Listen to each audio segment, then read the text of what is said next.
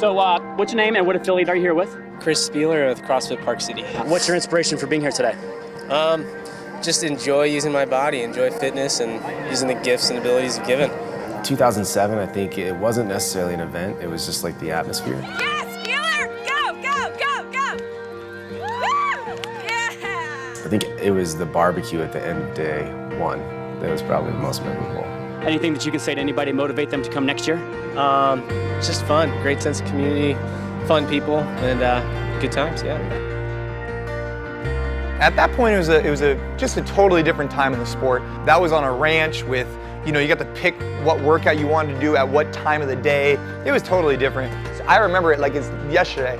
And then boom, it came to me and I had to go because Spieler was already on like, number 9 out of 30.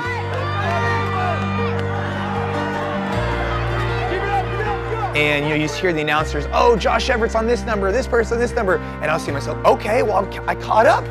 I caught up. I just kept going and going and going, and then boom, I won. Give it up, go! Let's win this shit!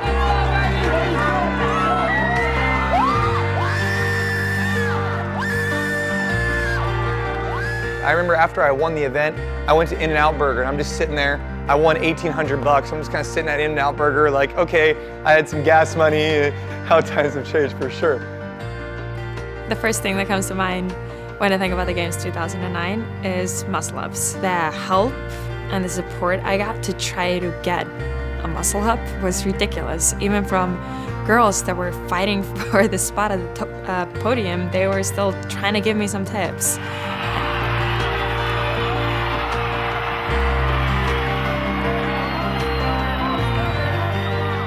I think it was at that moment that I actually kind of fell in love with CrossFit. I hate losing. I've said a few times that I don't know if I like winning more than I hate losing, but I absolutely despise losing in anything. It seems like when I have struggles, they're epic struggles. Going into the final event in the lead by complete surprise. But he's in trouble. He's tried that 3 or 4 times. Going to jump up on a rope that didn't think wouldn't be a problem, and about halfway up and realizing it's not going to happen. Oh, look at Rich Froning. He decides that he just gathered the fort. Oh! He just gathered rallied the forces, rallied the body, and climbed that down rope without using any legs. In 2011, final workout of the game, I'm like, I really want to get into that top 5. I just really wanted it, and start the workout, and my rower is not working. Oh man. There's something wrong with the rower. Oh, that's gonna hurt. It was surreal, and it was so hurtful at this point because it's everything you put in, and it's not something that you can control. So it's really just something else outside that you have no control over it, and you're it really crushed me. It's just so much preparation for that, so much hard work, and there's something like that happened that is completely out of your control. I think one of my absolute favorite events was Camp Pendleton, just because of the camaraderie out there. I remember several times during that workout, having other people help me keep going. One of the strongest memories I have that I'll always take with me is doing most of that run with Christy Phillips, and her coming up behind me with a pack of people and being like, all right guys, we're gonna run for 30 seconds, ready, go, and they would all run, and they kind of picked me up along the way. It was so awesome. I don't think I would have done that without someone right next to me the whole time. One of the ultimate goals of being a CrossFitter is to make it to the Games. And then to have made it 3 times and then to have actually won it is the ultimate prize. All of a sudden it was over. The weekend was over, and then I'm stood on a podium with everybody screaming with the Union Jack. It's did it really happen? Did I dream that? Sometimes I don't believe it, but then, no, it did. It happened. And Samantha Briggs is the fittest woman on earth. So my aim now is to get back there next year and hopefully make it back onto the podium. Whether that's in 1st, 2nd or 3rd, I'd just like to be back on the podium. You can't have any flaws if you want to be at that top level in CrossFit. If you want to be one of the best in the world, if you want to compete with Rich Froning, you have to be solid everywhere.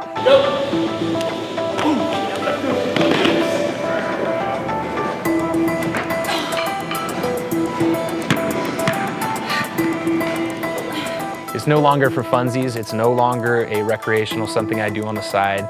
It's no longer 3 on 1 off. It's all day, every day, 24 hours a day, every decision they make.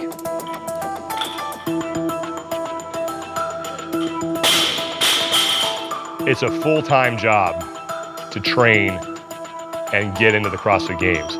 And Rich Froning is a big reason for that, because the only way you're going to catch him is that if you dedicate your life to that sole purpose.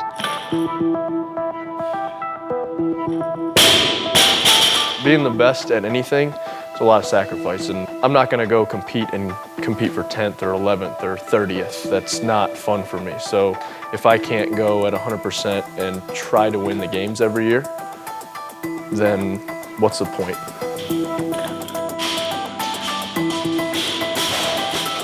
If I have to travel, if I have to, you know, spend time doing something that I need to do, or, you know, I would want to do, you know, family-wise and stuff like that, I can't completely enjoy it.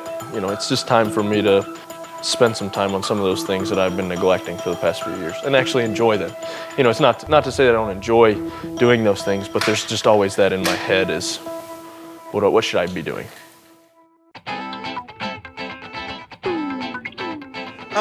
We're going at 28, and I don't quite know what we're doing. It's either gonna be thruster, squat clean, deadlift, or a combination of all three. Jason Khalipa, guy's cut from a different cloth. He's a unique individual on many levels. I ate a lot at night. Too much at night. Last night, dude, I hit this Whole Foods popcorn. Fuck. It had chocolate on it. I couldn't stop. I could not stop. I feel like a crack addict. I was just sitting there just like... You meet him at first and you want to just think that he's some Saint Bernard that you've given too much sugar to, you know. But you gotta remember, when I got into this, there was no money, no fame, no competition, really. And so I got into it because I just wanted to train and throw down with my buddies. And now everybody wants to train to get to the CrossFit Games. But the reality of the situation is very few people make it there. So they need to take a step back and be like, why am I doing this? And the answer should be they're doing it for themselves. They're doing it because they want to be in better shape than 99% of the population, and they want to have a good time doing it. And if they're not having a good time, if they're in their dungeon by themselves with headphones on, just hating life every day, they're not going to get very far in CrossFit. They might get to the games one year, but I guarantee they won't be there consistently because it just takes a toll on your body. You gotta enjoy the experience. You know, this is a whole ride, and you know, you gotta relish in it and enjoy it. It's hard because I think every year I'm pushing. It's just that in my head I'm like, I guess getting more mature here and there every year, so it just feel like every year I'm pushing more, you know? But this year, yeah, you can ask Dave. Kind of a little mental case here. What? Nothing is given, everything is earned, Ian. Good, better, best. Never let it rest until your good is better and your better is your best. Is that true? I have no idea what he just said. Hashtag Dave Lipson.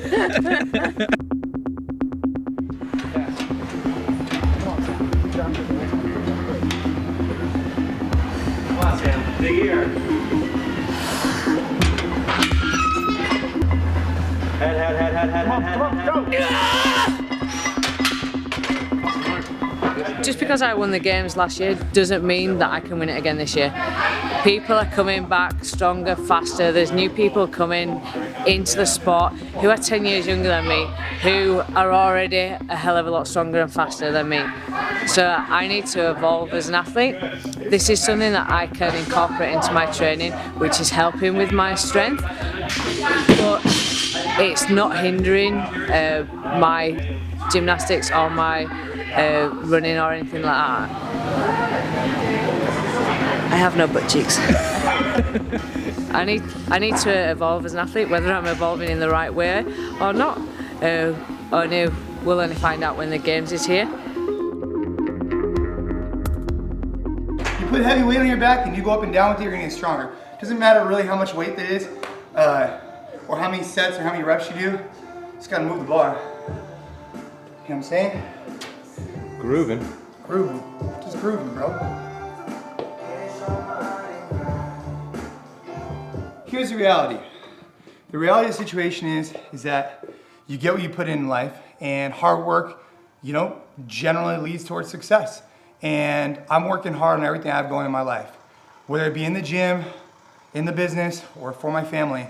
Every day, all day, I'm sitting there asking myself the question, what can I do better as an ex, as a father, as a husband, as a business owner, as an athlete.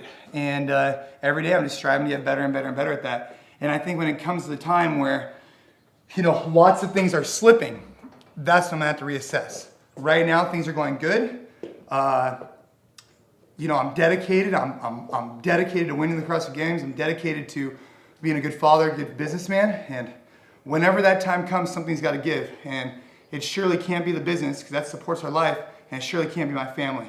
So there's only one more thing left. So, but hopefully that day won't come. I can always keep a good balance, and balance in life is really important. Balance and hard work. A lot of people, they think CrossFit Games athletes only work out for a living. Truth of the matter is, very few CrossFit Games athletes make a full-time living just off the CrossFit Games. Myself, for example, I have a full-time job. I'm running a big company that employs 40 people. There's a lot of other CrossFit Games athletes that have to work. Garrett goes to school, and it's just not the truth. People sit there like, oh, well, I could do that if I had all day to train. The reality of the situation is, a lot of these guys don't. They're trying to run gyms, they're trying to support their families, support themselves, and so I think people have the wrong impression about CrossFit Games athletes. Very few make a full-time living, very, very few, off the games. A lot of them have made a lot of sacrifices in their life, and I think people need to respect that. Anybody that makes it to the CrossFit Games has made a lot of sacrifices in their life.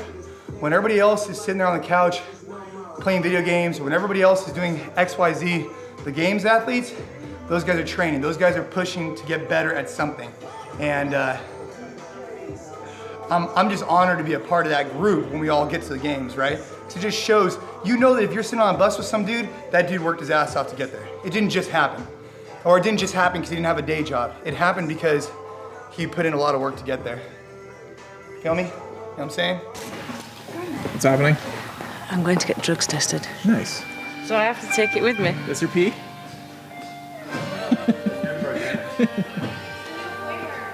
It's the new flavor. It's a new flavor for Genix. Briggs.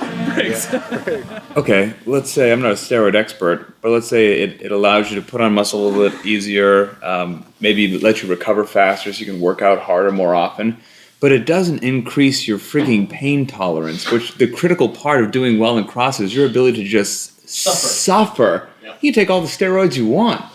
If you don't have it between the ears, that's a wonderful deadlift you have, and by the way, you're 60th at regionals. That's there's several people that I'm sure that are fitter than I am physically, but mental, when you get to that point, it's there's a trade-off there. It's part of the, it's not one of the 10 general physical skills, mental toughness, but it should be. And I think that's one of the reasons why you see the same girl over and over again going to the game, is that, if you want to beat me, or in my region, like me or Michelle, you don't just have to be good and manage all the skill, the weight and all that. You need to be willing to die. You need to leave it all there, because we're gonna do it, We're we've done it. She did it for 3 times, I did it 4 times, but we're gonna go in that really dark place, and if we need to go there in every single workout to secure a spot to the game, we'll do it. So it's not only you need to be, I guess, as good as we are now, you need to be willing to go there with us.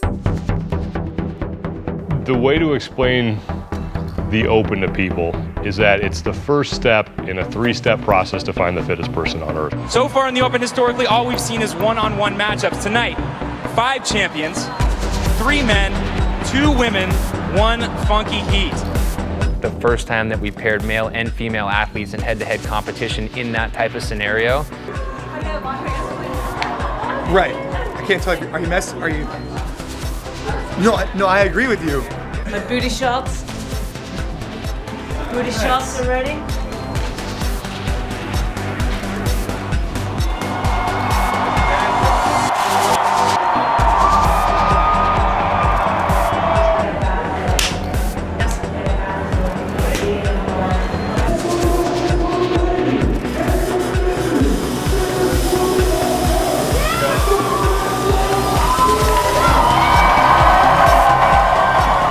They're always scary because you don't know what Dave's gonna throw at you. So you stood there and people always say, oh, but you knew in advance. You really don't. We do a general warm-up, we stand there, and as he announces it, we go out and do it. The clock, save you, it will not. You will do 168 reps, or you will quit in the process of trying. 14.5 is for time. And then 3, 2, 1, go. You give it everything you've got. 3, 2, 1, go! 14.5 underway from a jam-packed Keysar Pavilion. 5 champions, Ram Holberg, Annie Thorisdottir, Rich Froning, Samantha Briggs, and Jason Khalipa. But as soon as they drop the flag, you hear it, Sean Woodland says it in his call, it looked like Sam Briggs got shot out of a cannon. Sam goes out like a bat out of hell. Didn't even think about it. I was like, well, she's gonna kill us on this workout, not even worth it. You know, just let her go. Nobody had really seen anything of Annie. We didn't know how she was going to perform. So I wanted to try and get out ahead. It could have blown up in my face. Sam Briggs now on to the 15 thrusters. Rich Froning still in second. Jason Khalipa slight lead over Graham Holberg for third, and it's Annie Thorisdottir in 5th place right now. When you're in so much pain and your lungs are ready to burst, you're kind of there. Does it matter if I beat Rich? No. The 2 defending champions nearly rep for rep here on that set of 9. So once I started getting a little closer, I was like, all right, now I'm gonna just try to beat Sam. Froning has been steady throughout. 3 more facing burpees for him, and he will be done. Briggs is on the barbell.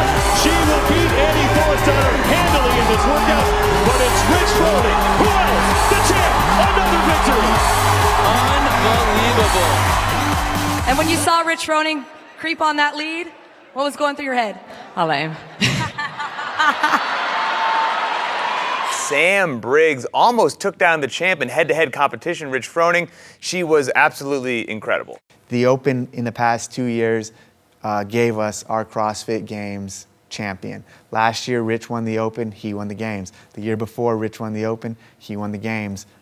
Last year, Sam won the Open, she won the Games. Rich Froning, the overall leader, he wins the Open again. 18 total points for him. Sam Briggs sits atop the overall leaderboard at the end of the 2014 Open. It's her 2nd straight Open championship. She beats Camille Leblanc-Bazinet, who finishes 2nd for the 2nd straight year. Last year, Briggs beat Bazinet by 27 points. This year, she beats her by 127 points. It's cool to be second just for the fact that it's great to know that you're still in the race, you know? But at the same time, I stay very realistic that I know there is a lot of work that needs to be done. There are going to be 50 of us there, and any one of those can take it. Not just Annie, not just Julie, not just me. It's all about who has made their weaknesses their strength, who can go out there and make every single workout in their wheelhouse. My name is Lindsey Valenzuela. I'm 27 years old. I live in Moore Park, California. I've been to the CrossFit Games 3 years. It was probably the coolest moment of my life, being up there on the podium and proving to myself and to others, but mostly to myself, that I could get there and that I belong near the top. I knew last year going into regionals, I wanted to win. This regionals, I want to win even more. I want to prove to myself it wasn't a fluke, and I can win more than just 1 year. You know, the conversation all year long was about 3 women in particular, and it was about Annie Thorisdottir, Julie Fouché, and Sam Briggs. And those were the 3 women that everybody was excited about. I mean, we were basically betting on the fact that that would be your podium in one format or another. She wants to be a doctor, and she wants to be the fittest woman on earth. Yeah, so I've pretty much given myself this year and next year, and then after that I have to be in school and training full-time, like training for being a doctor full-time. To marry those 2 things together is one of the craziest goals that I've ever heard when you take into account what other people are doing for a living or for their jobs. I'll have to start doing my clinicals, where it's just, I mean, even now, it's not really possible to keep up that kind of a schedule and still stay competitive in CrossFit, just because you have to make it like almost your full-time job if you want to stay at that level. So yeah, I'm pretty much giving myself 2 years. And then I remember the other shocking thing was that Annie Thorisdottir was way in the back. She really wasn't even a contender in that event, and that raised some red flags, that maybe she wasn't all the way back, and maybe she was still nursing that injury. I obviously don't like losing, and I really lost it. I didn't even beat the guys. It was, yeah, I don't like losing. I know that I need to work on something, and I'm gonna be ready. I'll be ready. I'm pretty fired up right now to just train hard. She'd won back-to-back titles, and it kind of seemed like she was just on this like path going up to where nothing was going to be able to stop her. And then a pretty serious injury knocked her off the rails. I just PR'd my back squat. I was super excited, and I decided I didn't need to rest, and I didn't need to warm up my deadlift anything like that, because my squat warmed up my deadlift. Threw my technique out the window and just tore up the bar, and I could feel just from the very first pull, I felt something move in my back. My doctor said that I would never be 100% again, but the fact was I didn't want to get 100% again. I wanted to get better than I was before. I wanted to get 150%. That I'm not good enough, that other girls are better. But I think every competitor goes through that, and if they say they don't, they're lying. How hard is it to keep training on days when you just don't feel your best? It's hard. It's more mentally hard than physically hard. I think this happens to, and I've seen this happen to almost every other CrossFit Games athlete, is there comes a point where you have to just stop and ask yourself why you're doing this, especially as it becomes so much more demanding. And all along the way, I guess, you just keep going because you can, and then eventually you have to stop and ask yourself, why am I doing this, and why do I want to keep going? But you just do it because you don't have a choice. So you don't have a choice? Yeah, you can't not do it. And I just hit that point where I was like, I don't know if I want to do this anymore. Like, I don't know if it's worth it, because I was sort of at my last straw. If your CrossFit career ended right now, would you be happy? Yeah, knock on wood. I think that I've shown people I'm a good athlete, but most importantly, I've showed people what it means to never give up, and I've led by a good example. I've always said if I can leave the sport being a good example rather than being a good athlete, I'd be happy. Winning is cool and awesome and satisfying, but if I was winning and people didn't respect me, I wouldn't be happy. So for me, there's a lot of reasons why I'm training to be the fittest on earth and why I want to be the fittest on earth. I think, for one, I've seen myself progress over the years, and I see how I am capable, and I know that I am capable of being the fittest on earth. And I think that, and why I'm kind of giving myself this year and next year to pursue that goal, is because I want to see if it's possible, and I don't ever want to have any regrets.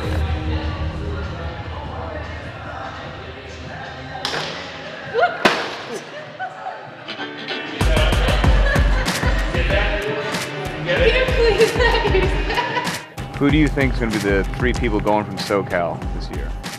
Why ask these questions? I hate these questions. I don't even want to answer it. Age. 30. Height. 5'5". On a tall day. Sometimes I can be a mix between a Camille and a lion, so I'm a chameleon. Right now I'm getting my shins warmed up. It looks really weird. Your shins warmed up? Yeah, so just like stretching out my shins. Do you ever just like walk around like that, like in the street? Okay, slow down. Jesus. I am a cookie monster. Chocolate chip cookies and milk at night, almost every night. Almost every night. I saw the cookie jar, yes. There is a cookie jar in my house, yeah. And if it's empty, it will get refilled soon.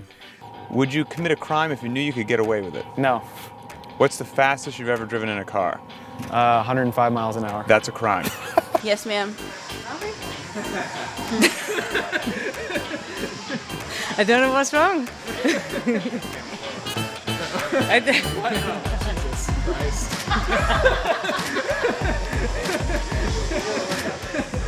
So this is a pretty serious session. It's a pretty serious session here. Tensions are high. She's already ready to go, and I'm like resting still. Red and sore when I just had the operation. Maybe want to get some kind of a cream on there. I mean, my brother and Jason do a lot more than what I usually do. So you have What Is Garrett Doing on your... No, I do not have What Is Garrett Doing. I'm better than Garrett. And I told him, I'm like, we shouldn't don't say that on camera. No, he'll get mad. He will. Since Jason Khalipa has put up that little stupid "What is Rich doing" thing, it's like, that's not a good motivator. Like, I don't think about what Rich is doing. And like, whatever Rich is doing is fine. That's what motivates Rich, and that's what gets Rich to where he is, and that's awesome. And I think what Rich has done is phenomenal. I'll never take that away from Rich. But for me, if I focus on what Rich is doing, like, it doesn't allow me to be the best that I am. You know, it doesn't, it allows me to, and I'm not saying I don't use like, let me try to phrase this correctly, I guess. I guess the best way I can put it, do you golfer at all? Mm-hmm. Okay. Do you follow golf at all? No? I'm guessing probably not then? I'm not going to follow you. Okay. So obviously Tiger was there for a while. He was kind of like, or he's the Rich Froning of golf. He is like the guy who was basically just beating everyone, and basically everyone was kind of going for second to Tiger Woods, and then there was a couple guys behind him. And this was back in like 04, 05, probably 06 when Tiger was at his peak, and and there was two guys, Phil Mickelson and Ernie Els, and Phil Mickelson and Ernie Els was like, I wake up every morning and I want to know what Tiger's doing. I think in my head, what's Tiger doing today? How can I be making myself more like him to get to where he's at? And Phil Mickelson kind of laughed at it when he said that, and he's like, that's pretty terrible. He's like, I wake up and I enjoy my morning with my kids and have coffee. He's like, and so that has always like really resonated with me, as to where I can't have those external focus on a guy like Rich to see what Rich is doing, because if I consume myself with what Rich is doing, I'm always going to think I'm not doing enough. And so, and the moral of the story was, Phil Mickelson went on to beat Tiger Woods at a couple. Like he beat him in the Masters, he beat him in some championship, and Ernie Els fell off the face of the earth. Like, no kidding. Like after that year, like I think like 3 years later, like you never heard of Ernie Els again. Like he has done nothing since then. And so like that has been like the biggest eye opener for me. And so whenever Jason made that, what is Rich Froning doing? I just kind of chuckled at it. I'm like, perfect. I'm like, Rich owns you now. Like you are only striving to be as good as Rich. You'll never be better than him. You know, the nights where it's like, I mean, let's say on a Friday I put in a triple session, Friday night rolls around, it's like, well, I can't stay out till midnight, I can't stay out till 1, I can't do those things. It's like, you gotta sleep because you're gonna get up at Saturday, and at 10 o'clock you're gonna go work out again, and you're gonna go get the rest, and you just have to make the sacrifice. Oh yeah, people ask me all the time what's my secret, especially for like pull up or those movements that I guess are more my trademark or my strength. And I have all those drill, and I give them those drill, and the truth is I'm not scared of everyone beating me, because I know most of them are just not willing to put the work that I put in. So I tell them, do 10 million of them and do all the drill that I gave you every day. Next thing you know, no one does it. So Like I give them my magic pill. They're just not willing to put the same work in. So that's where, and then you'll get that new girl that is willing to put the work in. She'll be there.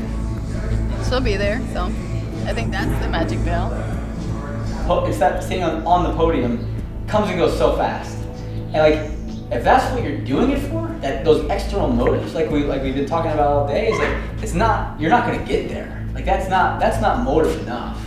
Like if you're not enjoying what you're doing day in and day out to get you there, the journey there, you know, like you might as well quit, because that's the part of it that that's 99% of it. You know, the standing on the podium or getting to the games is the 1%. You know, it's just it's such a short period of time.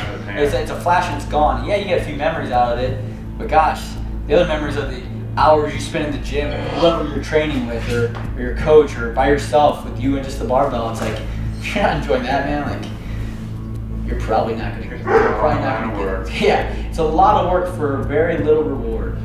And so I think that's a secret, is enjoying what you're doing. I actually talked about this with people at my work.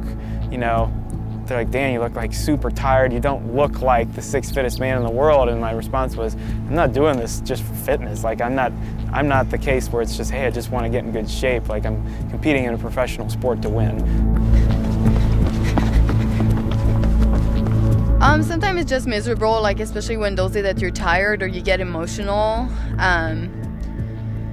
I just think like it's type of those days where your inside demon come out, and you have no support, you have nothing to like, you know, no one to make you feel good about yourself or whatever. So those are kind of the day that you need to like, I guess like get better mentally, or just kick that little demon off and keep going. So those are very miserable, but I think those are also the best training session you can have. So it's like same if someday like you feel like on paper you did suck, like sometimes that's the best day and that's the best training you could have. If you had a dog, what would you name your dog? I really like Baxter. Baxter? Yeah. Like from Anchorman? Yeah. 3, 2, we're going that way. Yep. 1.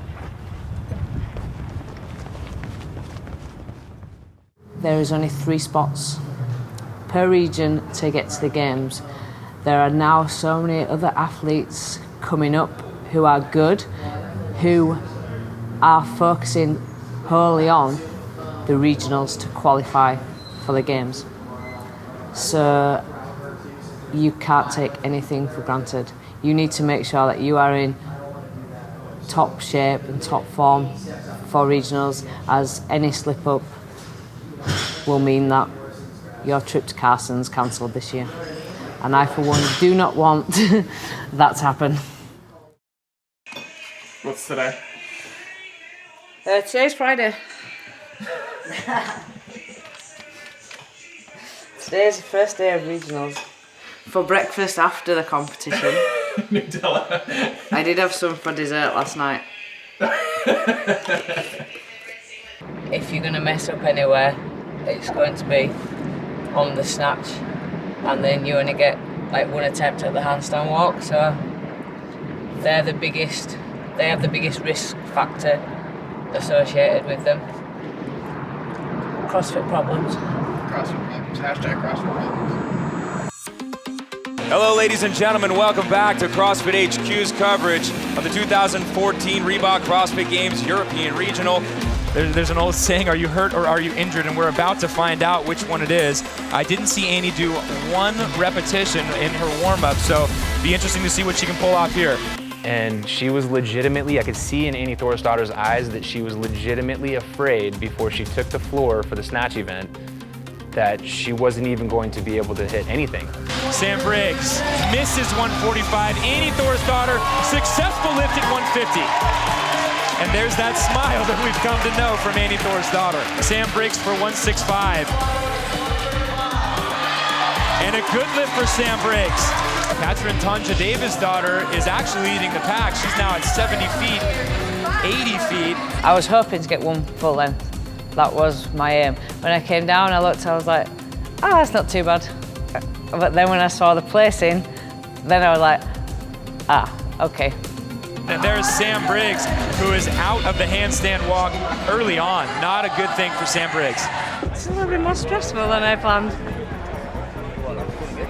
Yeah, fine. Handstand walk were a little bit shit, but hard from about 10.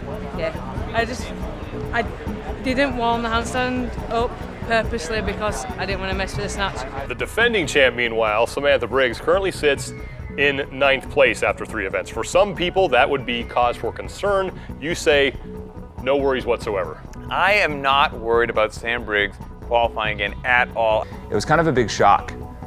Everyone's standing at the leaderboard like, oh man, how is she gonna bounce back for that? But kind of secretly in the back of your mind thinking, she's gonna come back. She's the champ, she's gonna come back. I have to win the rest. There is no second place. I have to win the rest. Samantha Briggs across the line in 10 minutes, 17 seconds unofficially. Tanja Davis-daughter in the all-white, chasing just behind her. Sam Briggs showing no fear and maintaining the lead. Annie Thor's daughter close behind, and if you're a CrossFit Games fan, this is what you came for. At under 4 minutes, Sam Briggs is getting the crowd into it as she advances her chest piece and goes into her 10th and final round. She is going to annihilate the event record. Sam Briggs is an absolute cyborg. 10th and final rope climb for Sam Briggs. And the crowd here at the Baller Up Arena has erupted as Sam Briggs says, you can't get rid of me that easily. Unofficially 4 minutes and 30 seconds. David's daughter is having a complete meltdown in lane number 7. But right now, it probably feels like our world's coming apart.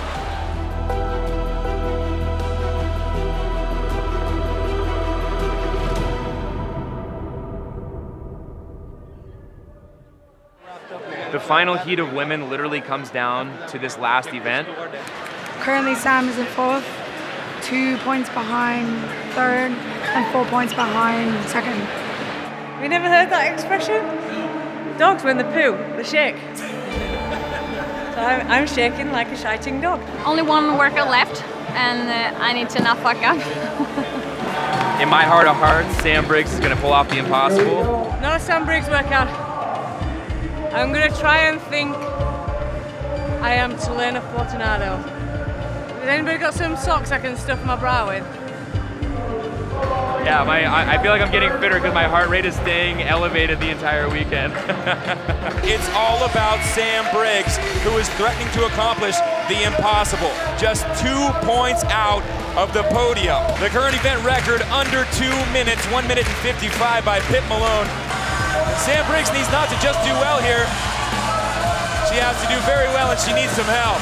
Coming off the bar, there were already 3 people doing overhead squats, so I had no choice but to go straight into it. Sam Briggs puts the bar down in lane number 4. And Briggs is struggling, so on her 5th rep, she puts the bar down. And at that point, pretty much the air came out of the room. Everybody realized it was reality, and she wasn't going to go to the CrossFit Games. As soon as I dropped the bar, the realization set in that I wasn't going to the Games. And that for me was probably one of the hardest moments of my CrossFit career, having to pick that bar up and finish the reps knowing that it didn't make any difference, that I wasn't going to the Games. That bar felt more like 400 pounds, not 135. I was a little bit upset with obviously messing up twice on the overhead squats, but I was aiming for a 230. That would have still put me in 7th against those little beasts, so it wouldn't have affected the scoreboard at all. 4th, coming back from 26th, not a bad effort for the weekend. And the fact of the matter is that in any given workout, in any given region, you show a weakness and you rest on nothing. You can't rest on your laurels. She was out of the CrossFit Games for essentially one mistake. Hi everybody, Sean Woodland and Pat Sherwood recapping the 3rd and final day of competition at the Southern California region, and probably the biggest story of the weekend coming out of this region on the women's side of things. Lindsey Valenzuela winds up in 4th place. She will not be going back to the CrossFit Games. Valerie Vobril finishing 1st, Becca Voigt, and then Games rookie Lauren Fisher. For the first time, she's going to Carson, California, but for the second straight week, we have a woman who stood on the podium at the 2013 Reebok CrossFit Games who's not going back. I think a champion has to go through a little bit of a hard time, and I think God has a plan for me. And I might not know what it is right now, and I might not know what it is next week, but I'll figure it out. She didn't have a finish worse than 8th place. The entire weekend, all top 10 finishes, and that used to be the statistics you would read off when you said, here's what makes a CrossFit Games champion is, you know, everything inside the top 8, oh yeah, you're good to go, because that's consistency across the board. But the fact of the matter is, like, the tide has risen so high that anything, any slip up, and you're losing that space. That moment of like, oh shit, I'm not going to the games, and feeling like I let my fans down, feeling like I let my coach down, my husband down, and my family down. It was shitty.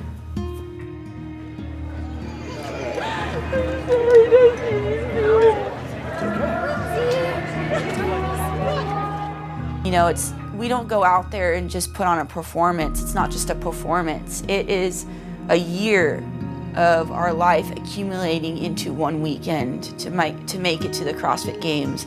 I was feeling great. I felt stronger and fitter than I did the year before, and I wasn't going to be given the chance to prove it. Went and enjoyed some drinks with my friends, and the next morning tried to shake the hangover off and went straight back into training. I've learned both sides, that I've wanted even more now, but it's okay to lose, because losing, it doesn't define me. I can still be who I am and still inspire people. My games journey for that year was over, so it's time to reassess and get ready for the games next year. She's such an incredible, ridiculous human being athlete, and she wasn't good enough to go. Should she have gotten an invite? No, she shouldn't have. LeBron James will miss a three-pointer with 2 seconds left, and their whole season will be over, and they lost the championships. And he was the MVP of the season. He's the greatest basketball player in the world, and he misses three-point shot with 1 second left. That was Sam Briggs' three-point shot with 1 second left. She had a couple opportunities, and that's the reality. At the end of the day, it's still a sport.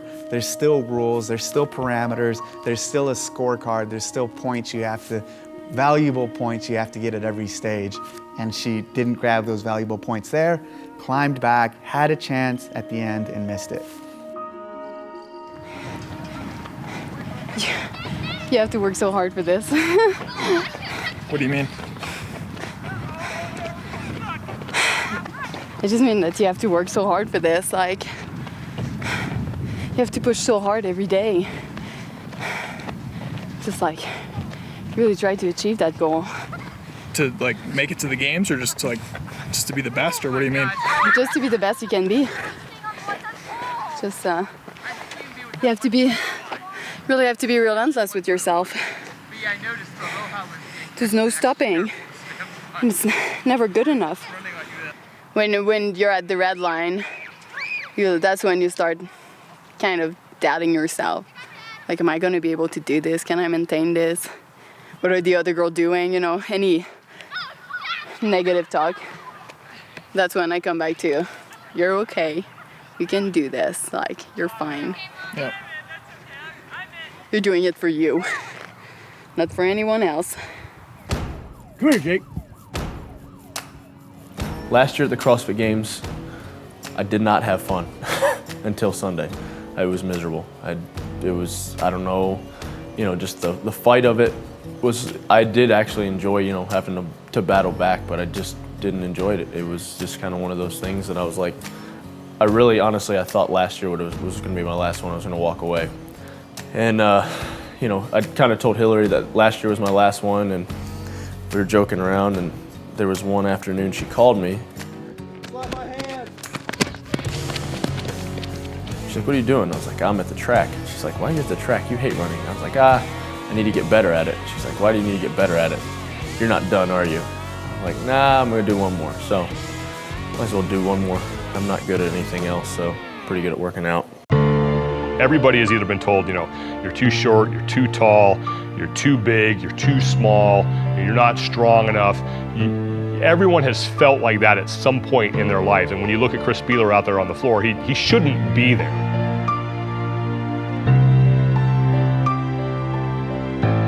Him not qualifying in 13 felt like it just wasn't finished yet. It left a bad taste in your mouth and it just didn't seem right. Spieler's always been that guy that call him an underdog, call him the David to the Goliath of the CrossFit Games, but he's the dude who pulls off the absolute impossible. Chris Spieler goes unbroken on 64 pull-ups. Look at Chris Spieler. Gray shorts, black knee sleeves, no shirt.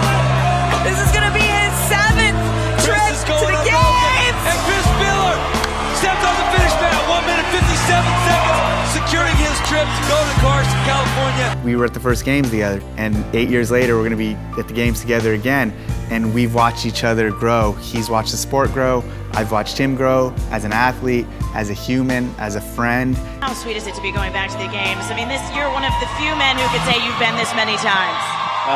It's special, yeah. This is gonna be for real, the last hurrah. So it was, it feels really good to make it. Who do you think's gonna win the CrossFit Games? You. Oh, I like that. Good job, buddy. Thank you. And just in conversation with Ben and with Sarah, this is it. This needs to be it. And for various reasons, you know. It's everything from taking care of my body to it's no longer a sport for someone 35, 5'5", and 150 on a good day. I don't want to miss the next 2 or 3 years of my kids being out of school in efforts to just make it 1 or 2 more times and be broken when I'm 45. It's just not worth it anymore. He's chasing Graham Holberg with a time of 1:42. With only 1 rep left, he can definitely accomplish that. There it is. Can he get it? 1:39 unofficial for Matthew Frazier with a great chance at a podium spot in Carson, California. Just be consistent, just be even keel across everything. I came in last year, strong as hell, but not an ounce of cardio, so I made sure to correct that. I was 2003, 2005, 2007 school-age national champion, 2009 junior national champion, 2009 junior world team member. I was resident athlete at the Olympic Training Center for 2 years, resident athlete at the Olympic Education Center for 2 years, and then I started CrossFit. Yeah, so when I first came home, it was nice. I was back in Vermont, so there's lots of Ben & Jerry's around. And when I first got home, it was a pint of Ben & Jerry's every day. And after a couple months of that, it started catching up with me. And so it's like, all right, well, either give up Ben & Jerry's or start working out again. And I didn't want to give up my Ben & Jerry's. Is it too dangerous of a sport? No, it's not too dangerous of a sport. I think people need to realize now that CrossFit as a sport is very, very different as CrossFit as a training methodology. There's been a split. Whether people say it or not or admit it, I still believe that our needs don't vary by kind, but they vary by degree. I think that's a very accurate statement. But there has been a split where now the demands on athletes going to the games and even to regionals that are like at those top tier athletes, top 10 or so, there is a very different demand on those guys and girls than on anybody else. And it's no different than any other sport.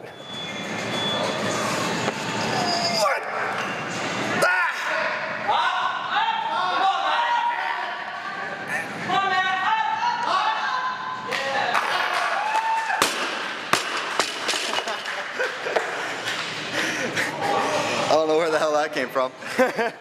I mean, you have CrossFitters now doing strength cycles or Olympic weightlifting cycles for months at a time. I did that for 10 years, nothing but an Olympic weightlifting cycle for 10 years. So I came into CrossFit with a 500-pound squat, a 300-pound snatch, a 375 clean and jerk. So, I mean, I came into it with this huge advantage of knowing the movements. And so, I mean, that was clearly a huge advantage for me. That's why I've been able to compete at the level I have been so quickly. We're not saying CrossFit is everything, because people say that a lot about us now, that we're trying to just say anything you do is CrossFit. You got to look at the macro picture and just not the micro picture. Looking at the micro, what's he doing right now? Oh, he's Olympic weightlifting. He's not CrossFitting. Again, step back and see what else is in the programming. The people on the outside looking into CrossFit thinks when they see CrossFit, it's just CrossFit Metcons. That's what they see, that's what they think. You know, the 21-15-9 or the 5 rounds or whatever. They don't see, I mean, they don't understand it. And so they think, well, he's not doing CrossFit if he's doing intervals. You're an idiot. That's what CrossFit is. CrossFit is, you want to be as strong as you possibly can without it affecting flexibility, cardiovascular endurance, any of the other things that, you know, being too strong effects. But you don't want to have too good of a VO2 max that it affects your other strength numbers or you're losing weight or whatever. People get too caught up in just CrossFit Metcons, that they think that's what CrossFit is, that, you know, that's all we do. They're idiots. And it's no different than any other sport. You know, skiing, I'm not gonna go out and ski recreationally the same way that I would if I'm gonna try to make the Olympic team. You know, it's a different world, and that's happened in CrossFit. And I think people need to start to look at that and kind of accept that and start to figure out, hey, where do I lie? What are my goals? How am I being realistic? And then just resting in what that is. Anybody who has ever been the best at anything or best in the world at anything knows it takes sacrifice and hard work, and, you know, it's always in the back of my mind that I'm not doing enough. If I'm competing as an individual, there's, you know, and I'm not going to be able to be fully involved with my family because I'm always thinking about, you know, am I doing enough? You know, I'm falling behind, I'm going to miss things. Something's going to suffer, whether it's competing or me being a dad or a husband. And being a dad and a husband, I think, is more important, and I don't think that's what needs to take the back burner. So I'm full-time at school right now, and I'm really busy. I'm very stressed out, and I have a lot of work to do. So before going to the game, I just wanted to retrieve myself a little, to like, train at altitude with friends, and really retrieve myself in like somewhere like this, where it's like beautiful and peaceful. And I have like 5 class, so it's not. Wait, you're taking 5 classes? Yeah, I'm taking 5 class. For the summer? Yeah. Oh my god. Yeah. On m'a sapé avec d'autres choses, c'est avec un oxydant.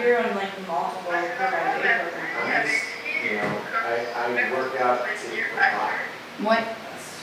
So it's really hard this summer, really, really hard. I have a couple meltdowns. Meltdowns? Huh? Like emotional meltdowns? Yeah, emotional meltdown, like just that's enough. Cammy is pushing a sled in Matt and Cherie's yard because she just found out that there's a sled push in the games. So she's a lunatic and she ran out to grab the sled. You can do it, Cam. I know, I'm just gonna figure it out. You gotta get real low. There you go. It's too slippery, fuck!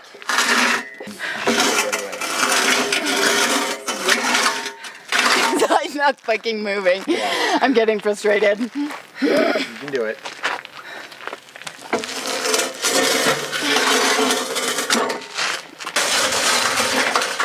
Ah, damn it! You gotta go over, Missy. Mental fortitude. All about mental fortitude right now. Keep your feet moving. Keep those feet little choppy steps. Little choppy Cammy steps. That's right, but it's slipping. God damn it.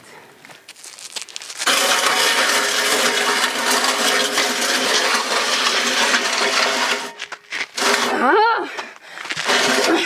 Who needs weight under us? Yeah. Oh, fuck!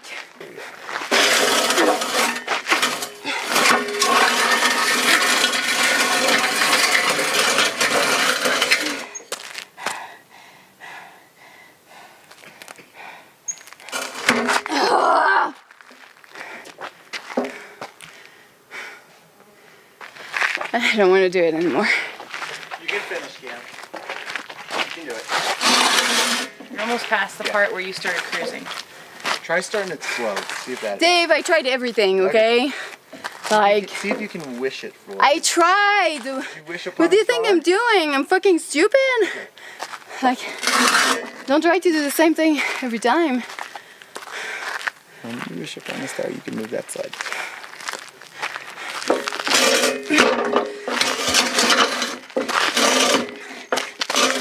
Ah! Fuck! Nothing will break you at the game. Ah! I am not doing this a third time. Why not? Yeah, that was enough. That was enough mental. Why training. not? Yeah. How much more do you want me to flip out? I want you to do it without breaking, mentally. The cursing, the frustration. Yeah, okay, that was me trying to fucking push the sled. This is a good example of all married couples working out in CrossFit. And I find it humorous because I'm not the married couple right now. I want you to try to do it without getting frustrated. Well, then don't talk the whole time I do it. I won't say anything. I'll be completely silent. The fact that it's hard isn't bad. The fact that it's hard is actually good, because then she can practice staying in her game. But when you start getting affected by, I'm only moving the sled 6 inches, or it's not moving, or my feet are slipping, those are all, like, it's circular thinking, and it doesn't help you accomplish your task.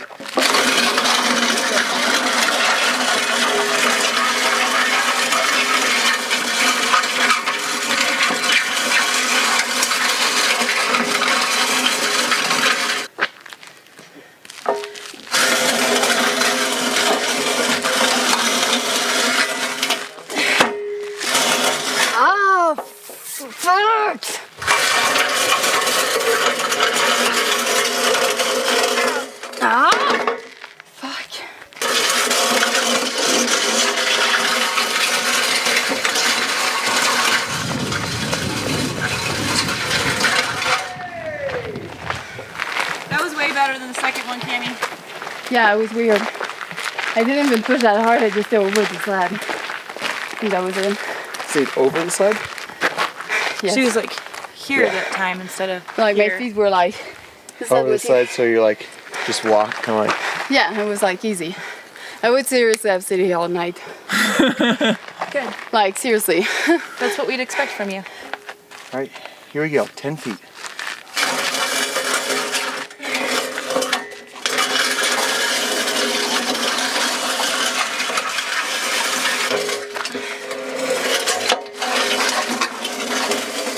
Here you go, Cam. No, that's... On the ground.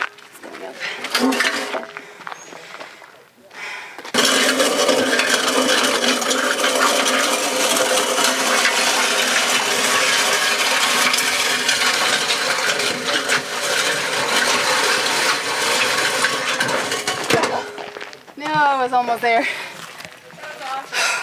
That was by far your longest amount. Yeah. I heard a saying once that when you lose your ability to get angry, you lose your passion. Oh yeah. You know? Oh yeah, I totally agree with that. I always say that the day I'm gonna stop caring, I'm just gonna stop doing it. What's the catalyst to make it easier for you as opposed to harder? I don't know. Maybe imagine that exact scenario that we just saw there was at the CrossFit Games. Yeah. And not the 6th try, but the 1st try. Yeah. Then what? Then what do you do different? I think I stay much calmer. Yeah. Yeah, I just stay much calmer. And just figure it out. I think I can win, but I'm being very aware of the amount of pain that I need to go through to do it. Which I think it's different than just saying I can win, and it's like pixie dust in the sky. Like, I'm like really trying to get my head into it, to like be ready at the game to like get really hurt, really hurt, because no one's gonna give up. So I know that if I go as hard as I can and I do my best, and not only my best, but I go in that really dark place on every single workout, I should be in a good place. I think every guy there wants to win it. Everyone wants to be the best. That's why we compete, is to prove that we are the best. Who did their homework, or who, like, you know, try to study last minute for the test. I've never swum in the ocean before. Oh, really? I'm gonna learn today. Today's a great day to learn. Yeah, exactly. It's just like a pool. We're learning how to swim. You're reading an article how to swim? Yes. An animated video. An animated video how to swim on your side. I haven't found the playlist yet, but I was thinking about listening to Let It Go. From Frozen. Hello, everybody, and welcome to the opening event of the 2014 Reebok CrossFit Games. You swim in the ocean all the time? No, never. Never been in once. I'm a little scared. It's dark and scary out in the ocean. Are you saying the opposite of what you're actually saying? Maybe. All right. I feel very attracted with this. Feel like I have a condom on my head. Yeah, my ears hurt crazy. I'm sitting there, I'm like, damn, this thing is tight. Yeah. You guys got Magnum size? Some people have built-in flotation devices. I'm jealous. Those waves were huge that day, and I had got crushed by multiple waves. I didn't think the salt water would have that type of an effect on me, but your nose is running, you're drooling, you're just laying there in the sand doing burpees, with just snot coming down my face. You're trying to spit and clear your nose. And I heard there was a shark sighting about a mile south while we were in the water. That's pretty cool, especially since it's Shark Week. I've been watching Shark Week all week. Rich and I are always side by side in the beach event. It doesn't matter what, we go in the water at the same time, we come out of the water at the same time, we finish the reps at the same time. Always next to Dan. He was breathing on his left, I breathe on my right, and literally every time we would lock eyes, every single time. So the whole time, every breath I take, it's like, no, we're just staring at each other. Thanks, I was like, I'm out of the ocean! She survived! Sometimes it lasts, sometimes it hurts and stays. Sometimes it lasts, sometimes it hurts and stays. How did it do it, man? How did the first event go? Really well. I don't think people can even understand how hard I've worked on my swimming this year. Thousands of years alone in the pool, no one looking at me, just getting after it, and it's just so exciting to do an event and see all your hard work pay off. I was backstroking around the pier. I heard Joanne say, "Go Noah," and I looked up, and as I was backstroking, I gave her a little kiss. Yeah, she caught it. Did you see him on his swim? He's a fucking cheetah. He's a water cheetah. He's a fish out there. I'm glad he didn't get eaten by a shark, because he's a fish, and sharks eat fish. It's gonna be a straight old school bro session with these guys throwing down some big weights. For a heavy lift, it's one of my favorites. It requires skill, not just raw strength. Rich Froning at 365. Uh-oh, Bill. Like a reporter asked us, hey, Tommy, how much you looking to hit? He said 400. Matt, how much you looking to hit? One more pound than him. I think he hit 376 and 377. Now Matt Fraser, 377.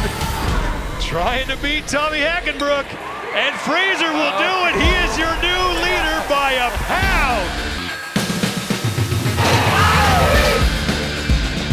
Camille Leblanc-Bazinet trying to lock up second place overall in this event. Everything was shaking. I was like, oh my God, just stop shaking. And she will get it. She beats Amanda Goodman by 1 pound. Cara Webb says, why not? I'll go for 250 pounds.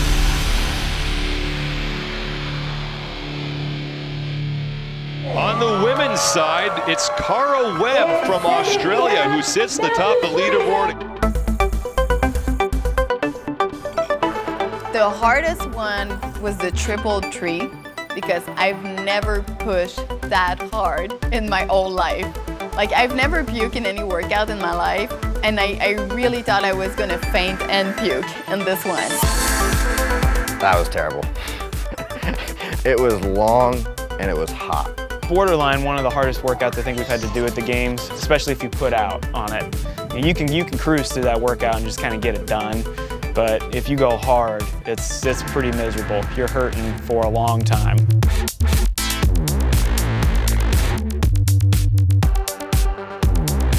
I lost some feeling in my feet during it because I think I tied my shoes too tight, and so even on the double unders I couldn't really feel my feet. And then I started the run, and I think my brother was like in the car, I was like, come on Lauren, like run. I was like, I can't feel my feet right now. And I was like, this sucks right now. Men and women start filtering across the finish line. Well, where's Rich? Where's Rich? Where's Rich? We are halfway through the 3-mile run, and now Rich Froning starting to walk, taking a break there. Rich walking during the games was fantastic. It was awesome. And the dude's walking. Rich Froning is walking on the backside of the run event. I love Rich to death, but if you're the fittest man in the world, you can't walk and run, brother. You gotta just keep moving. Just keep moving. Yeah. It's just, there's just so much saliva in my mouth. Like if I try to swallow it, I'm gonna lose the chance to breathe. And I have to breathe or I can't lift up the weight. So the option gets removed for it to go down the esophagus. It has to come out. That was good. It was real good. I mean, and by good, I mean long and hard. That was fun. Yeah, not to me. Look at how small I look in this tub, Ian. Hi, Dad! It's my rubber ducky. Tommy, though, told me one positive is that you have an excuse for having a small wiener now, so girls, listen up. Best coach ever, Ian. Best coach ever, just feeds you. He's just happy that I put suntan lotion on this morning. Yeah. You put suntan lotion on this morning? Oh yeah. Highlight of my 3 years of being coached by It's the reason I became a coach. Right. I hope that at some point I could put suntan lotion on Chris Spieler's back. I'm not gonna lie, I don't love running. And little runs, yeah. Long runs, not so much. But I really work my ass off, and I honestly, 100% from the bottom of my heart, that's all I want to do. I want to know that, you know, whatever I walk away with at the end of this weekend, it was 100% Cara and whatever I can do, and I nearly killed myself trying, so I'm really, really happy with that.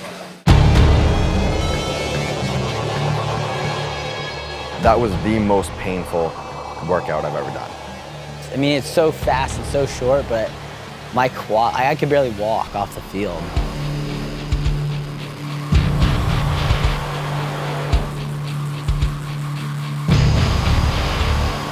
It felt like I was still pushing the sled probably for 3 or 4 minutes after I was actually done. My legs hurt so bad. It was unbelievable. It was so painful. Like everyone, our butt hurt so bad for like, you think after you were done with the sled that the pain would go away in like 5 minutes. Like literally your butt was hurt for 20 minutes. It was terrible. In competition, in training, that was the most painful. That was the most pain my legs have ever felt in my life. It was terrible. And I'm laying there and some lady comes over and just starts rubbing ice on my chest. And I'm like, what is going on? Like, I don't even want to open my eyes and I can't even tell. Do you need a doctor? You need the paramedic? I'm like, no, go away. just leave me alone. You like this one? This one looks good for you, okay? One event, Mama. Yeah. The rest of my lane. The grass is pretty wet over there, but that one's gone. Let's focus on this next one. Switch out your shoes. This here. Should I eat something or like take a protein shake? Yeah, take a protein shake. We don't have a lot of time because they're gonna start calling heats pretty quick. What time do I go at? I can go find out. Okay? Yeah, she wants to do well. She's bummed, but ups and downs, she's gonna have them. So she's gonna come back and attack this one. That was gonna be the one that I was gonna like bump down a lot on. In my head, I was getting. All you have to do is, it's all about just staying consistent, staying in that fighting pitch. It's not about the leaderboard. It's about just doing this one event really well. Yeah. That's all you gotta focus on. So let's not talk about like, is it good for you, is it not? Because that doesn't even matter, right? Everyone talks about like, where's the good ones for me? It's always just about how much effort can you give in each one. So that's the same deal with this one. Yeah, get out of the sun. Okay? All right. Yep. You know, a lot of athletes look to see, like, is this one good for me? Is this one not good for me? When's the CrossFit coming up? This isn't CrossFit, and it's not about that at all. This is all CrossFit, and it doesn't matter if they're good for you or not. It's the workout that's presented to you. What happened, what I could have done different, and then they want to talk about like where they are in the leaderboard. And those are two things that don't matter anymore. I'm in 13th place, which sucks because I kind of wanted this event to get me up to the final heat, just so I would be in the final heat, but it's okay. Yeah, it's okay. Obviously, I would like to be higher. Noah Olson, a rookie, is in the top position, but he's being chased by some very experienced athletes in 2008 champion Jason Khalipa and two-time Games team champion Tommy Hackenbrook. Well, the test of fitness to this point has been just that, extremely varied. We've seen it all, and it's led to an international leaderboard. On top of that, an Aussie Cara Webb, who's done traditionally very well at the Games. Behind her, an old favorite competing since 2010, Camille Leblanc-Bazinet. James had went out before me and he said, go faster than you think you should. It's short, you'll be fine, just go. And so that's what I did. Crowd coming to its feet as a three-time defending champion, Froning, moves to the barbell. You can see he's actually attacking this workout. And the champ is back. Froning demolishing the time to beat 4:16.63. And Camille Leblanc-Bazinet will do pull-ups all day long. Camille being one of the very few, if not the only athletes going unbroken on 21:15.9. Exit go! One, Cammy, go! One more muscle up is down. Two more muscle ups are down. Camille Leblanc-Bazinet will win the 21:15.9 place.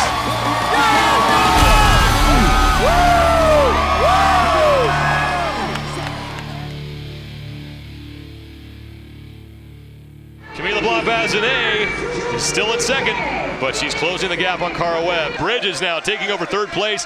Noah Olson, the rookie, drops to second, and it's the 2008 CrossFit Games champion, Jason Khalipa, your overall leader. As much as I want to, I think I won't realize how special it is to be here and with these people and in this element and in the community like this until I'm gone from it.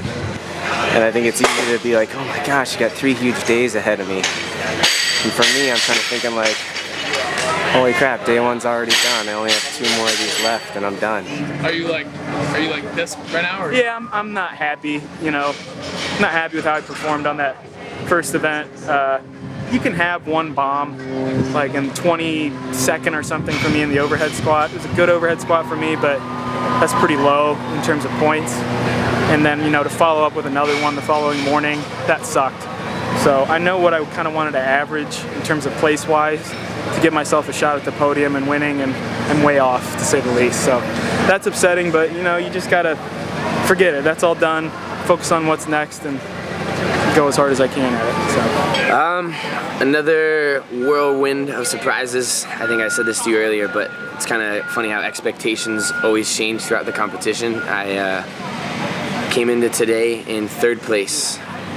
I did well this morning on the 333, bumped me up to 1st place, which was unexpected.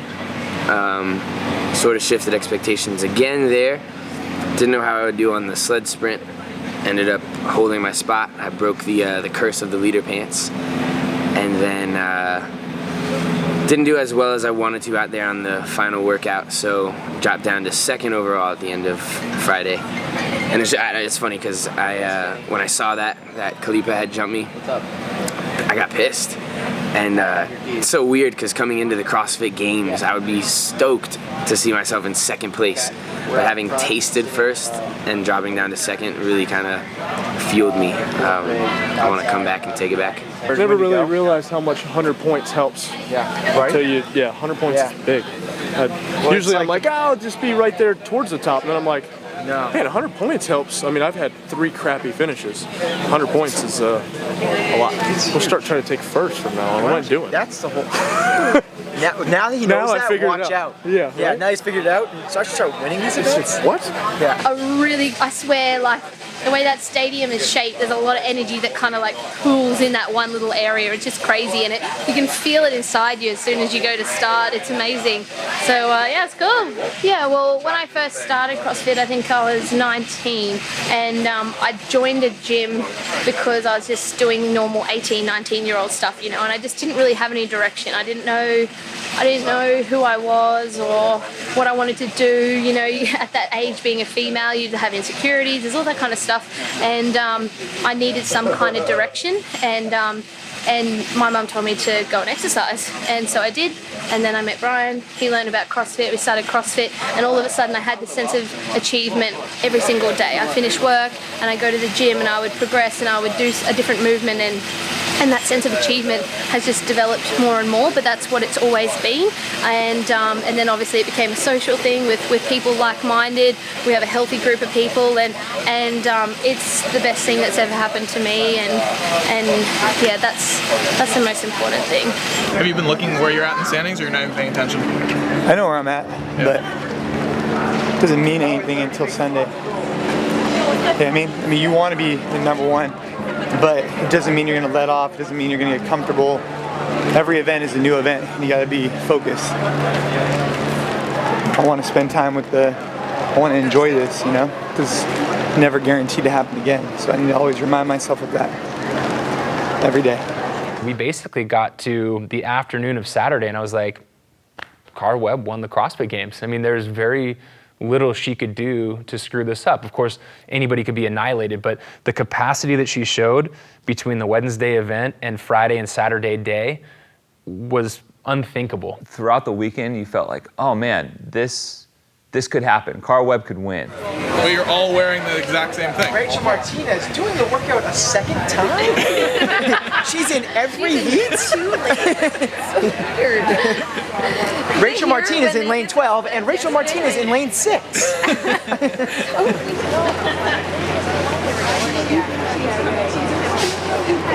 See, that's how far we go. That's how far we go.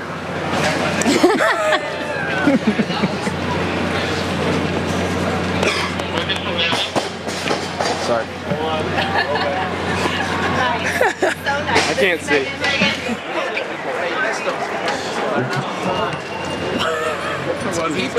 It was looking for something over there in the bushes. I don't know what he was looking for. Was it peeing? It was in his pants. I don't know.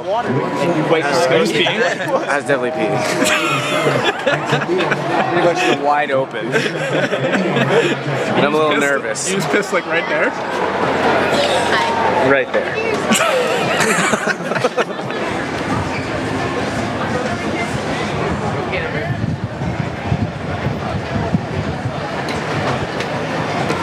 Did you just piss too? A little bit, yeah.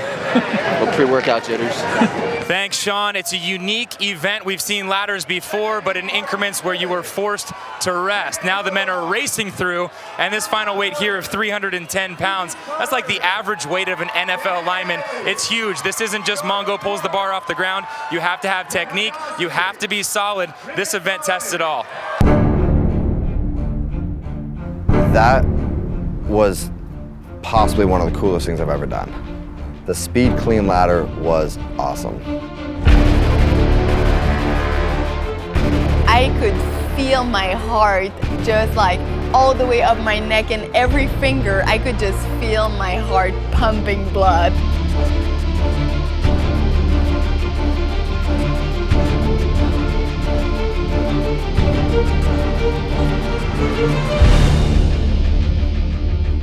And the enthusiasm when Spieler stood up 275 and Cody Anderson stood up 310.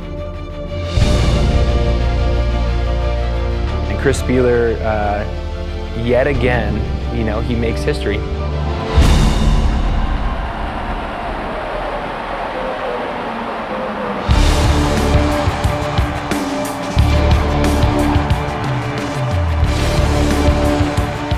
I feel like I can run through a wall right now. It was so amped. And I think that's when it set in that this is the games. It's Josh Bridges off the wall first.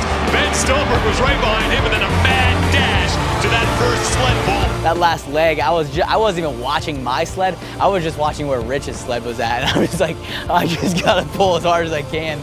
And to beat him by that 1 or 2 seconds, I mean, the rush afterwards was just like, I couldn't even contain it. It was so much fun. That was probably one of the coolest moments of the games. Fuck yeah! Fuck yeah! You know what's funny is I don't even remember screaming that. I kind of blacked out. I don't remember saying that. Still got a long way to go, but Rich Froning sits atop the leaderboard by just 7 points over Matt Fraser. Josh Bridges will sit in third. He's just 12 points back. Noah Olson, the rookie, sits in fourth. Cara Webb stays in second place, but her 9-point deficit just turned into a 75-point deficit. Annie Thorisdottir creeping closer. She sits in third, and look at Michelle Latondra. She sits in fourth place. Sorry, I didn't mean to interrupt that awesome moment. You have no idea how bad I wanted to yell out. Mashed potato! Yeah, that's exactly what it looked like. My first two. You got it, Dan. My first two. Mashed potato, what? He's in! Bro, you're so mushy. That's exactly what I felt like. That went according to the game plan, which doesn't usually happen. Yeah. That was very well done. I managed to do the 10 deficit unbroken, so I got my edge there. How does that one feel? That one feels good. It's good to end on such a positive note, but can't get caught up with it. We have another full day tomorrow. Gotta get back to work. She's got some bugs flying around her head. You never know what can happen, so I'm gonna stay laser focused and just attack tomorrow like if it's the first day. Yeah. And there's no score. Everyone's at 0. But really excited. I'm bummed, man. Yesterday, I was bummed that I went from first to second. Everybody was like, well, where'd you start the day? I started in third and moved up to second, so you had that to look forward to. Where I started the day today in third, where I end up in fourth, so moving down is never fun. Like Dusty said, we got 3 or 4 more events tomorrow, and I'm damn sure gonna do my best to get up there on the podium. It's not like they were gonna just let you roll into the top 3, right? These guys came out for blood tonight.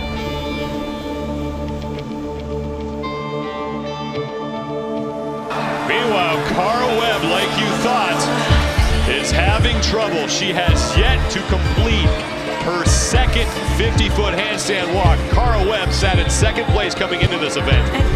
She's going to plummet down the leaderboard. She is, and she looks like she's in pain right now. Cara is out. She's not competing in the final. What happened? Her shoulder. She had an issue before, or felt it before the games, and then it was fine. But apparently something happened. I mean, that workout literally brought her to tears on the field, and it was heartbreaking. It was as heartbreaking a turn as I've seen in CrossFit when it comes to competition. I'm so sorry. You're gonna get fine.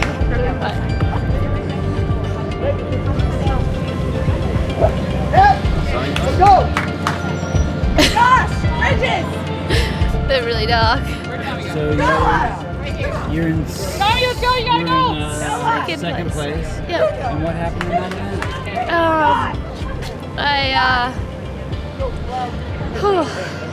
I had a bit of a nerve upset when I got here to the States. I don't know exactly what it was. It was inflamed, and at one stage I couldn't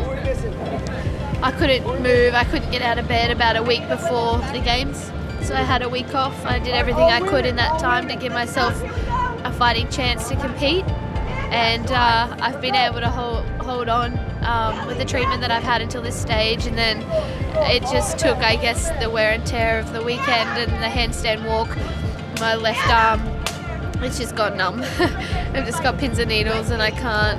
The meds just recommended that for, like Brian said, the longevity of the sport for me and for my health, that it's not wise to go on. So, yeah, breaks my heart, but yeah, I'll be back. At the moment, I've just got a broken heart.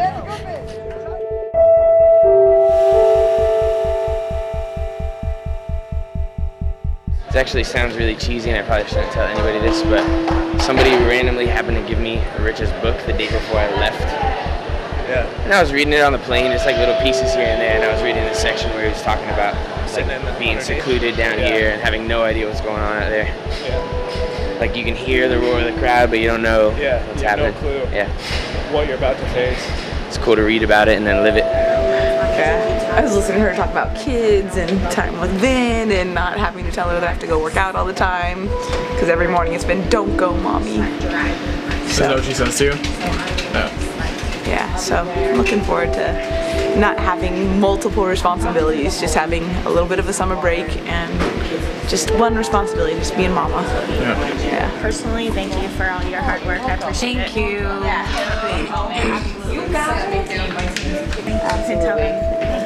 You're welcome. I mean, you're with us all the time, so thank you. You're welcome.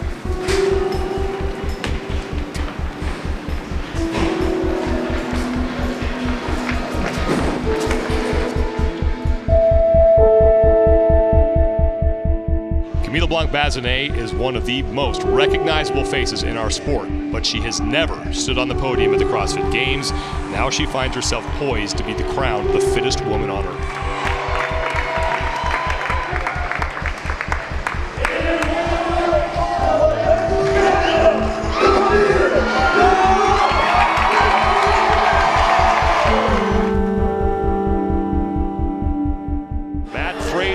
The rookie who is trying to play the role of spoiler, he has a chance of chasing down Rich Froning, the 3-time CrossFit Games champion. Like as soon as double Grace was announced, like Rich and I kind of looked at each other like we knew, like, all right, this is a race between us. Jason was right ahead of me, so I had to do some work, and I was like, well, I'm this close, I'm almost done. It's the last time I'll be in the stadium, might as well push through and try to win another event. That's what happened. Leblanc-Bazinet started her CrossFit Games journey in 2010. She has never sat atop the podium. That will change. Camille Leblanc-Bazinet with 1 rep to go.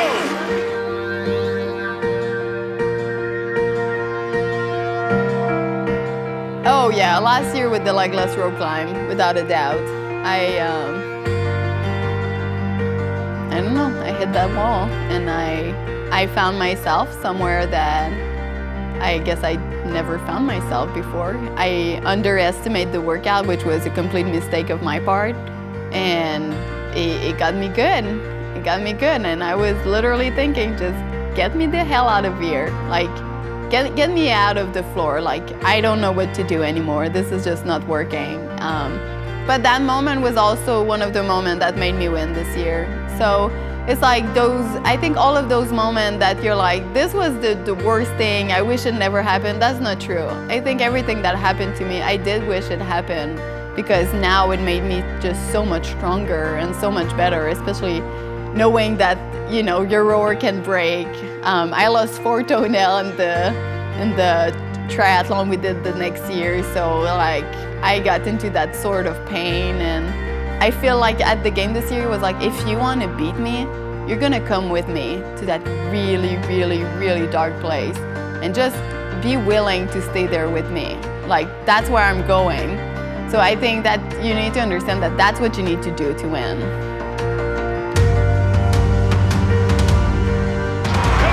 Leblanc-Bazinet with 1 rep to go. And she is the fittest woman on earth.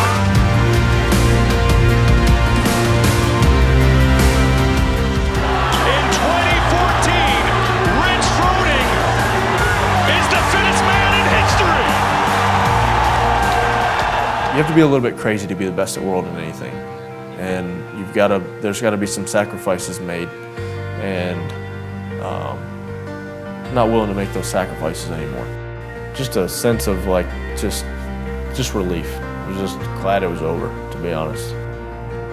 I mean, I got to do something 7 times that most people will dream of doing once. So, I can't be disappointed for that.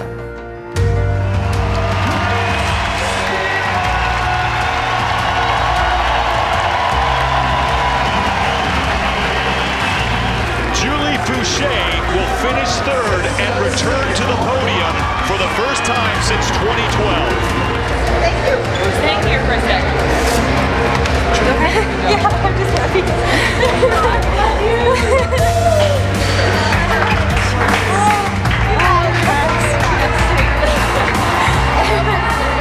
Like that, I think that's how happy I would feel if I won. I just because I just felt like I gave it everything I had and made it back up on the podium. So I'm really happy. Like, is it all worth it? All the stuff you had to do? Oh yeah, this is like the one day of the year where you feel like, okay, everything was really worth it. But it's bittersweet, I have to say. This makes me really want it. You know, maybe next year is going to be a good year for me. I was so happy that I ended on the podium with the people I did. During the awards ceremony, it was like a surreal moment of like Jason Khalipa here, Rich Froning there, and I'm like, damn, these are the guys I've seen on posters and like watched YouTube videos of. These are them, like they're right here, and I'm in the mix with them. So what's to say with one more year of training that I can't be number 1? It's another year of training. So much can happen in 1 year. Who knows? Who knows what's gonna happen next year? What are you thinking about? I don't know how this just happened.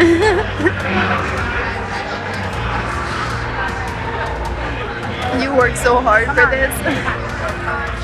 And it's almost hard to believe that it can happen just because of how hard you work for it.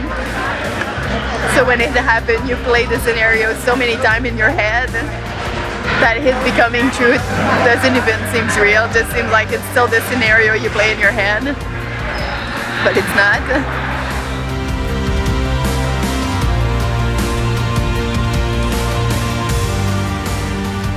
I think I was more crying because I was like tired and really proud of myself that I made it come to life. More than like the title or anything. It was more crying about the journey than the result. 2015 is going to be exciting. 2015 is going to be it's going to be our best work yet until 2016.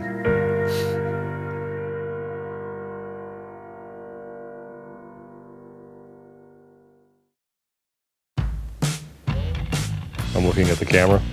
Can I take this real quick? Hey, dude. Okay, just like on TV. You ever see that Key and Peele where they did the state of inner city wizarding?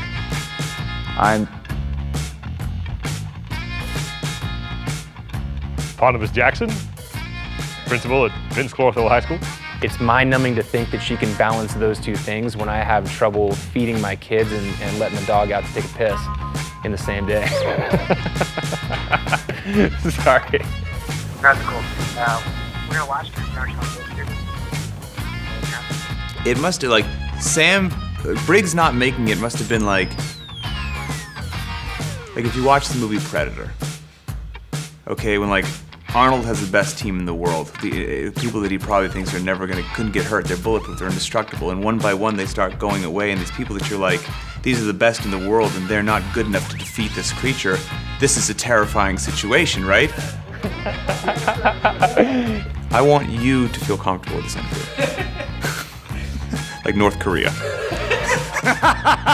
This will never see the light of day.